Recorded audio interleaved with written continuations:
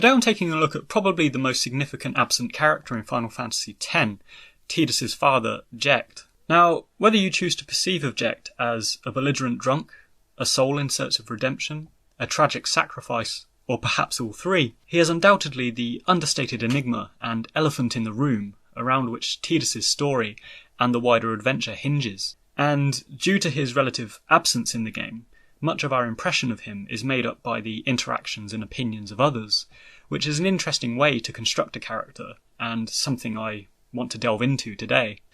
So, turning to Jecht's role in Final Fantasy X, we immediately see that, much like Final Fantasy VIII, the game events are partitioned between past and present, and how events of the past inform the attitudes, opinions and story of our core characters in the present.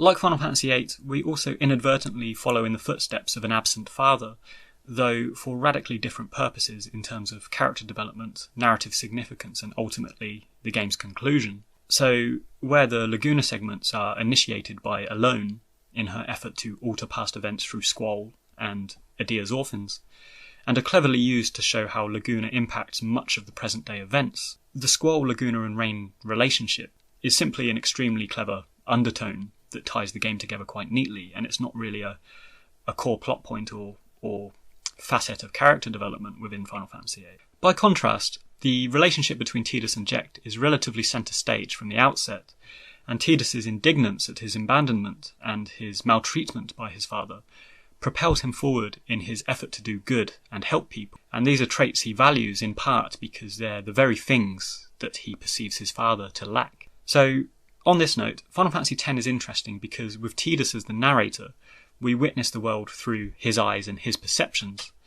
And as a result, Jecht is exaggerated and demonized, particularly in the dream sequences, as a demoralizing bully, drunk and abusive father, with recurring dialogue seeing him willing Tidus not to cry, or simply telling him, "You can't do it, kid," when it comes to Blitzball.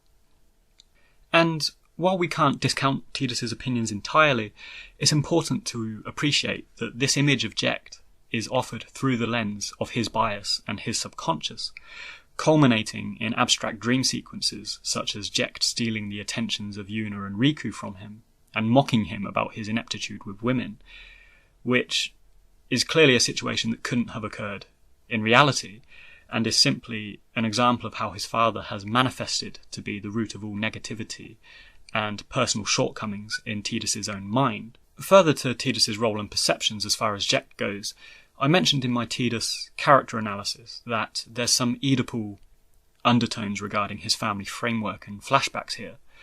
For those unfamiliar, the Oedipus complex was proposed by the father of modern psychology, Sigmund Freud, and it loosely relates to an idea that children develop a subconscious contempt of their same-sex parent and wish to supplant them to gain the full attentions and affections of their opposite-sex parent, the name of which is taken from the Greek tale of Oedipus, who inadvertently murders his father and sleeps with his mother, which, needless to say, is one of the weirder Greek stories.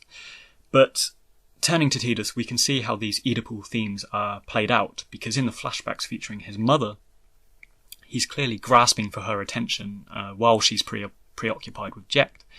And ultimately, in the endgame, Tidus does end up killing his father, which brings the Freudian theory inadvertently full circle here. But what we can take from the Oedipal idea is the question of how much is Tidus' impression of his father made up by jealousy and exaggerated memory, and how much is made up of legitimately poor behaviour on the part of Jecht when it comes to how he's portrayed, particularly in the early part of the game.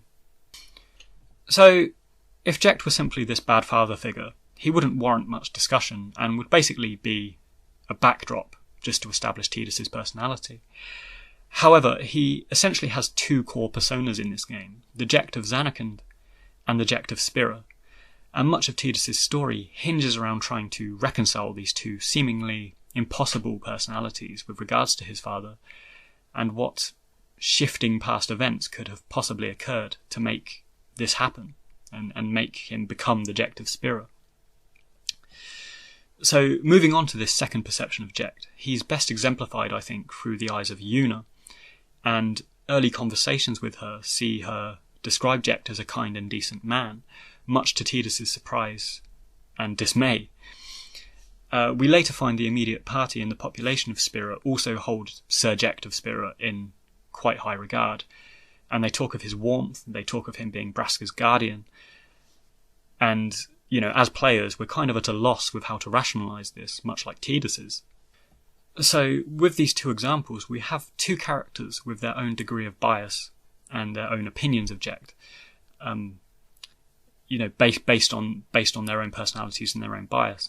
So Tidus, as we've discussed, manifests Jecht into the root of all evil with his own mind and his own subconscious. So he has a sort of unreliable idea of who his father is. But Yuna, on the other hand, she always strives to see only the good in people. So, in my opinion, she's equally biased in her perceptions, and she always talks of Jecht as a warm, kind man. Well, firstly, she's only seen that side of him, and secondly, she does always try to see the good in people, even Seymour, who is obviously an evil guy. So this leads me finally onto the third character, with which we can triangulate and formulate our strongest idea of Jecht, which is Auron. Now, I discussed the significance of Auron in my Final Fantasy X discourse, and he's interesting because he's the bridge between Zanarkand and Spira, past and present, and the two generations of Tidus and Jecht and Yuna and Braska. So having adventured with Braska and Jecht, he comes with a certain knowledge that he holds close to the chest and reveals at relevant intervals to the young and naive offspring of his two closest friends. So, for example, we find at times when Tidus says a certain thing or is overtly dismissive of Jecht, Auron will raise it with him. A first significant instance is when Tidus wants to fight the Chocobo Eater, stating that it's the right thing to do. And Auron pipes up and acknowledges that this is something that Jecht would have said. And a Jecht sphere later in the game does show Jecht in pretty much this same context. And another more important instance is at Macalania, when Auron tells Tidus quite bluntly that, Jecht loved you. On top of this, Auron also introduces us to the Jecht spheres, and after fighting the Spheramorph at Macalania Woods, we start receiving our first genuine insights and first-hand accounts of Jecht's true character and his progression over the course of the past. And what we find here is that Jecht is indeed a conflicted and troubled man, one that, amusingly, a young Auron takes an instant dislike to in his own youthful and prudish way. And just on a side note, one of the things I love about this game is they do show such a stark progression of even secondary characters, and Auron has his own, subtle character arc woven into the world of Final Fantasy X, and how he becomes, this kind of cynical older guy from this prudish young, warrior monk, which is a story for another day. So, back to Jecht, what we begin to unravel here is he is as conflicted and contradictory, as both Yuna and Tidus posit him. And he comes with his own personal plot points and character growth that we sadly only see glimpses of during the game events, because of course, they're confined to the past. So the main reveal here, looking at the Jecht spheres and things like that, is that Jecht does indeed love his son, and the reason that Jecht, has these spheres dotted out all over the place anyway, in the first place, is because Jecht wanted to one day show his son his adventures, back in the early days when he thought that he might be able to return to Zanarkand. So then, with these two conflicted ideas of Jecht, and then these reconciling Jecht spheres that kind of give a better impression of him, what are we to make of him? Who is Jecht? How can we establish him? Well, I'd like to address the two main flaws in his character, and we can sort of establish him and his character growth from this. So the first issue is his repressed love of Tidus, and to kind of consider this, we need look no further than the archetypes and the institution of father-son relationships that take place even in the real world. So the Canadian psychologist Guy Corneau epitomised the difficulty of intergenerational male relationships in his book Absent Fathers and Lost Sons. And what he perceived in this book was a subtle power struggle between the child who seeks approval from the father and the father feeling that he would sacrifice some of his dominant status and his power if he gave his approval, overtly to his child and excessively to his child.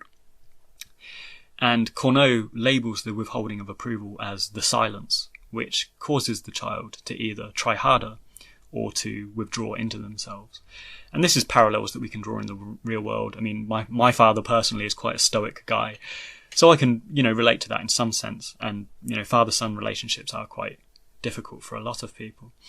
But in the case of Tidus and Jecht, we can see that this tension is very much in place and dialed up to 11. And, the result that Corneau identified, which is either trying harder or withdrawing, I think we can safely say that Tidus committed to trying harder because, of course, he does eventually become a famous blitzball player and follow in his father's footsteps. And on this note, and talking about this fatherly repression, evidence in the game does show us that this is something Jecht silently encouraged and hoped for all along. And in one of the flashbacks, he says to Wherein, that I hope that my kid's grown stronger and things like that. But it's simply something that his status as a father and this kind of power struggle and his masculinity wouldn't enable him to communicate to his son directly, because it simply doesn't work like that. Now, moving on to the second issue with Jecht, which exacerbates and complicates this issue of fatherhood even more, is, of course, his pride, his ego, and his alcoholism. And what we see from this is that Jecht employs a form of tough love on his son in an attempt to fortify him against failure, setbacks, and defeat, and push him to surpass the man that Jecht himself had become. The added element here, the fly in the ointment, if you like, is the addition of alcohol and the ego, which saw this tough love approach spill over, arguably to the extent that we could call it abuse, as exhibited by the fallout of Jecht's actions, which, have resulted in Tidus having, these dreams and flashbacks and this paranoia and this anger towards his father. And interestingly, what Tidus doesn't see are moments such as Jecht in a flashback telling Tidus' mother to go to him, otherwise he'll just cry some more, as he says in the flashback.